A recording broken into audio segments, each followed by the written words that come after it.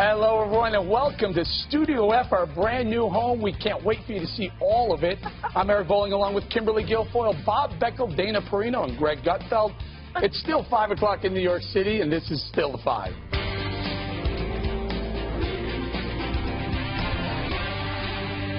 Well, thank you for joining us on our first day in Studio F here at Fox News headquarters. We got a gorgeous brand new set, and we're sitting around, guess what, a brand new table as well, ready to kick off our first discussion. Beginning with one of the most dramatic endings in Hollywood history, an Oscar screw-up for the ages. Here's how it all began.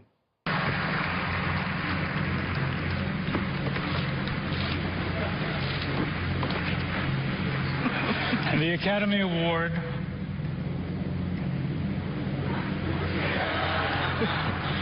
for Best Picture. You're impossible. Come on. La La Land. Well, La La Land exec and stars then flooded the stage to accept the top honor of the night, but they weren't the winners. Here's what happened after La La Land producer Jordan Horowitz was informed about the mishap. There's a mistake.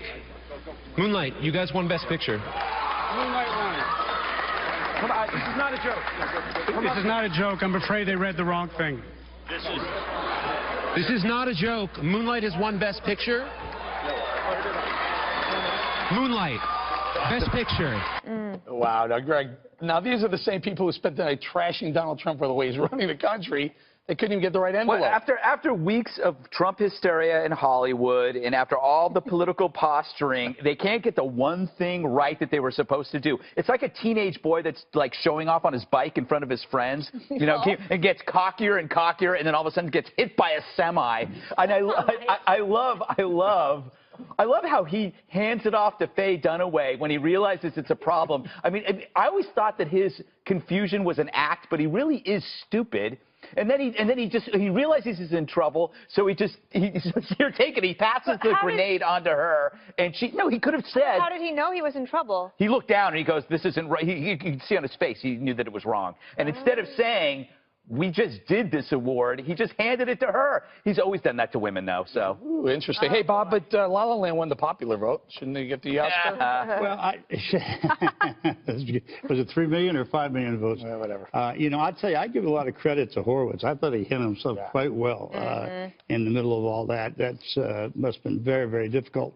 Price Waterhouse has got a lot of explaining to do, and I think Warren Beatty does. By the way, Warren Beatty's a friend of mine. He's very smart. no, he's not. Yes, he is. You ain't no Warren Beatty. He's not smarter, maybe in one way.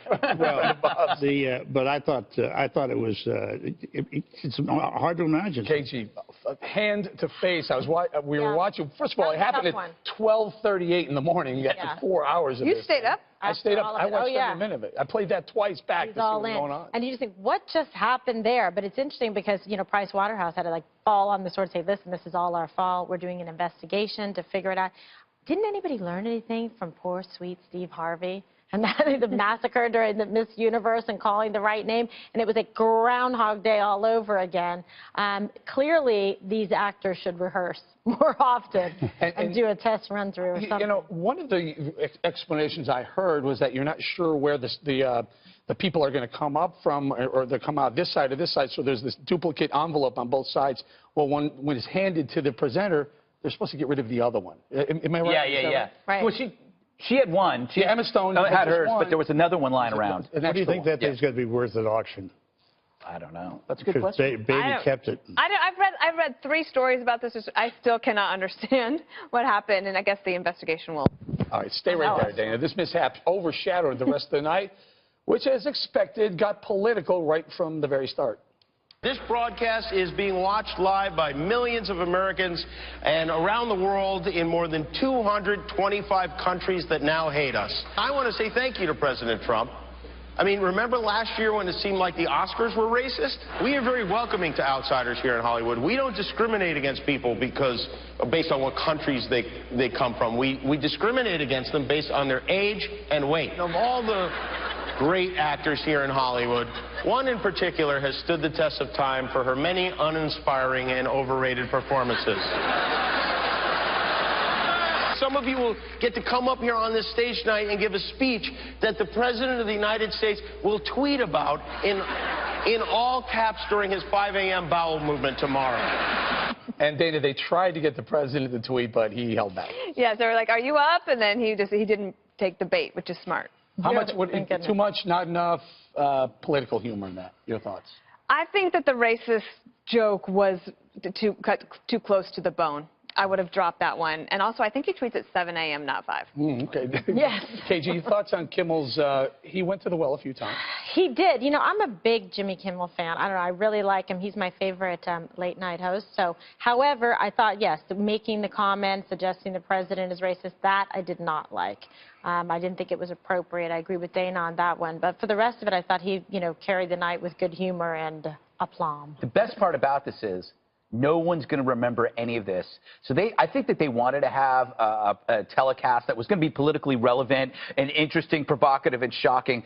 But because they devoted all their energy to try to be intellectually shocking right. and agree with their peers about Trump, they blew the one thing they had to blow. I mean,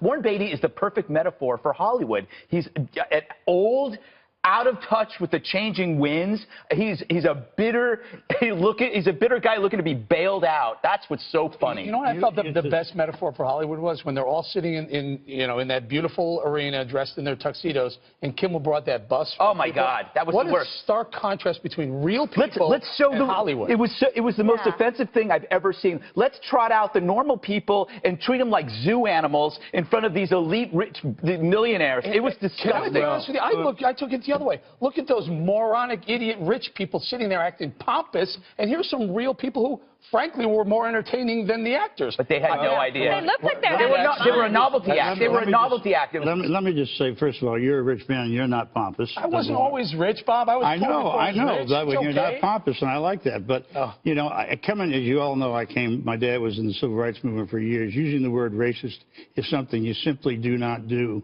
and particularly from somebody who, I guess, Kimmel's never seen the inside of a ghetto or inside of a poor person's house. So he pox on his house for that. Well, I don't defend Donald Trump on anything, but I will on that. At one point, they called Jimmy Kimmel racist because he made some comment about an Asian woman's name. Let's do this. Staying on politics, an Iranian movie, The Salesman, won the best foreign film last night, but the director wasn't there to accept the prize. Oscar Farhadi skipped the ceremony to protest Trump's travel ban. His speech was read on his behalf. I'm sorry I'm not with you tonight. My absence is out of respect for the people of my country and those of other 6 nations whom have been disrespected by the inhumane law that bans entry of immigrants to the U.S. Dividing the world into the us and our enemies categories creates fear, a deceitful justification for aggression and war. These wars prevent democracy and human rights in countries which have themselves been victims of aggression. Greg, the Iranian irony of this is she mentions inhumane laws. Right. Yeah, it's rich. The fact is, if you're gay in Iran, you could be executed. Now, that's not the director's fault. I'm sure he disagrees with that as well. But you got to be careful when you come to another country and you start lecturing us about the way we're the freest country on the planet in the history of the world, and we want to remain free. So the only way we can do that is to make sure that ideas from your country don't come here. We don't want we want gays to live here happy. We don't want them executed. So you got to understand what's trying to be done here. Great, Bob. I think it was exactly appropriate. And let me make one point. The big bag ice guys went into a hospital and took out a woman who had a malignant brain tumor and locked her up while she was trying to get to New York to be with her 3 kids. She had never committed a crime.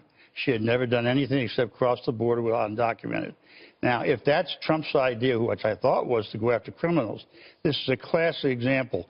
I would like the Trump administration to name one single terrorist act that they've prevented. Interesting.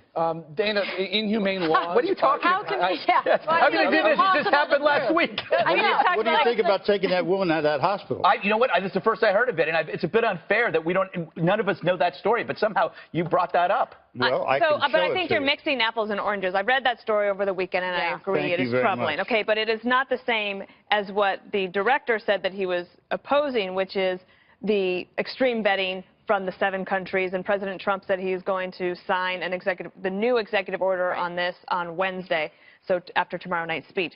That is separate from the ICE raids. Completely separate. So I think that's separate. But about this guy, I feel like it would have been more brave of him and more effective if he had shown up and, one, thanked America for this opportunity to get this amazing award for his terrific film, and been able to be there. Instead, I feel like, what was he doing? It was like some excuse so that he didn't have to go. He extreme vetted himself, that Indian woman to do it? Yeah, he did.